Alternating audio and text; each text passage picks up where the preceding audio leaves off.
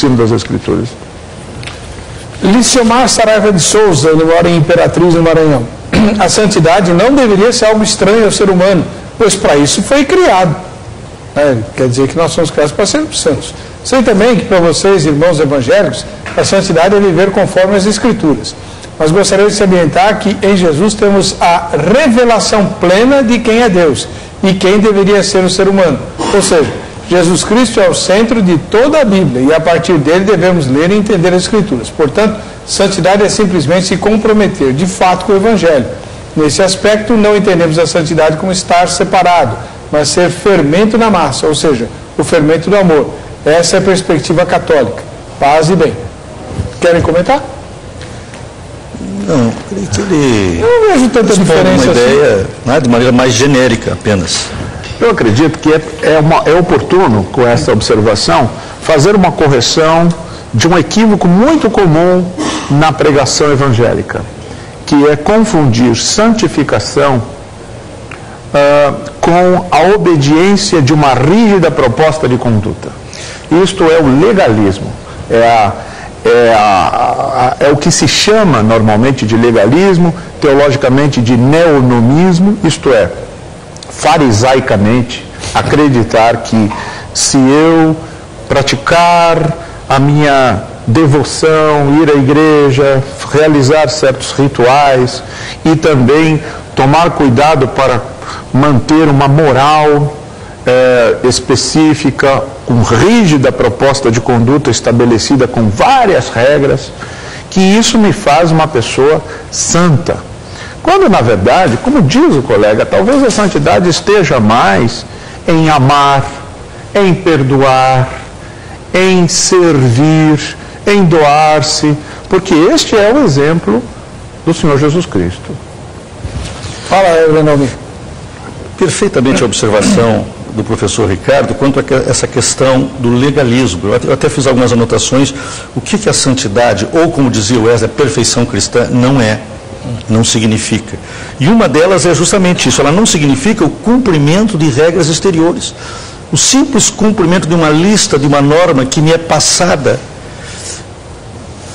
pelo grupo ao qual eu pertenço, e eu me adequo àquelas regras, sejam elas de usos e costumes, sejam elas em relação a algumas questões de um código de ética ou de uma moral interna, e alguma liturgia que de mim é exigida, algumas cerimônias, e ao cumprir isso, que é meramente exterior, e que, portanto, qualquer pessoa pode fingir, pode maquiar e confundir isso com santidade. Então ele diz, eu não peco, mas ele está dizendo, eu não descumpro estas normas exteriores.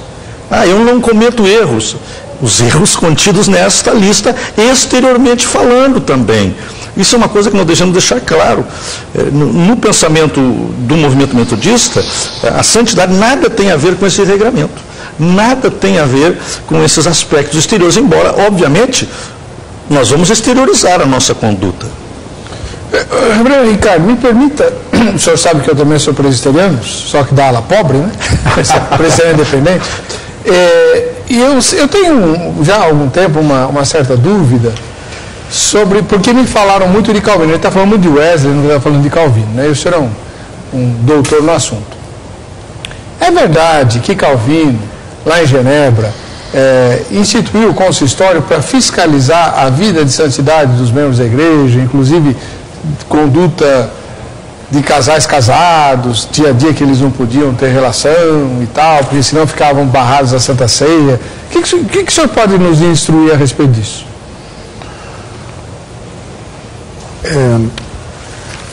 É preciso que a gente compreenda que Calvino era um ser humano, era um homem como nós, portanto, não era isento de equívocos. Eu costumo sempre lembrar que nós calvinistas pertencemos a uma tradição de reflexão cristã, mas não somos devotos de São Calvino.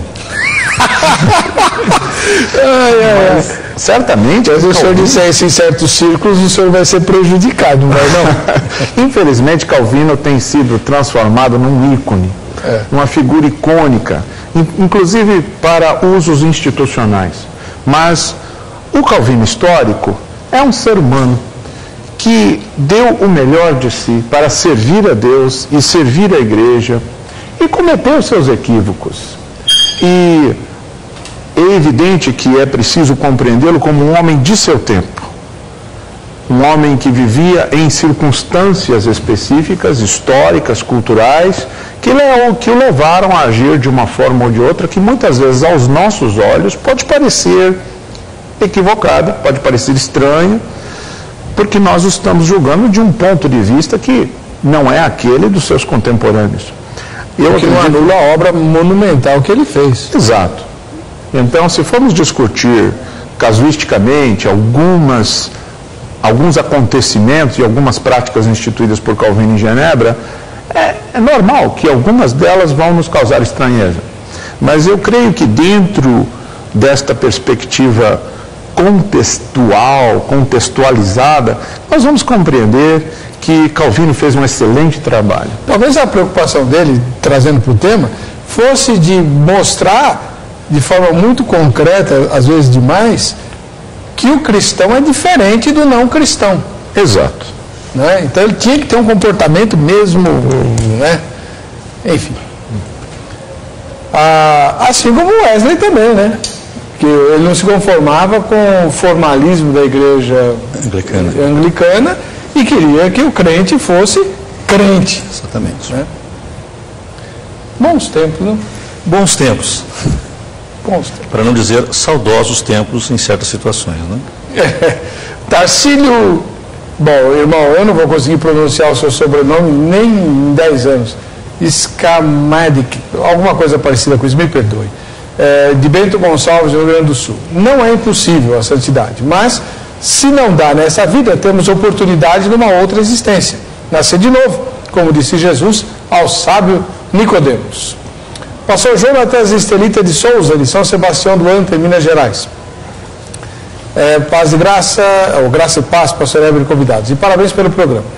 Obrigado, irmão, honra a Deus, né? Quanto ao tema, minha opinião é sim e não. Sim, porque conforme o maior teólogo humano, o apóstolo Paulo, os cristãos são santificados e chamados santos. Romanos 1,7, 1 Coríntios 1,2, Hebreus 10,10. Essa é a santificação de posição, é a santidade de Cristo atribuída a nós pela fé. É a obra dele por nós, chamada de obediência ativa. E não, porque quanto à santidade, que é um processo, o qual começa na regeneração e termina no céu, e depende da participação do crente na vida diária com o auxílio do Espírito Santo, pelo despir-se do homem natural e revestir-se do novo.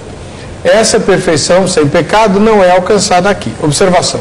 A santificação de posição só possui o crente verdadeiro e não o membro de igreja, o batizado ou o pastor. Amém? Tá bom, pastor Jonatas. Deus abençoe. Eu vou chamar o intervalo. Voltaremos já já com a continuação desse debate no Vejam Só.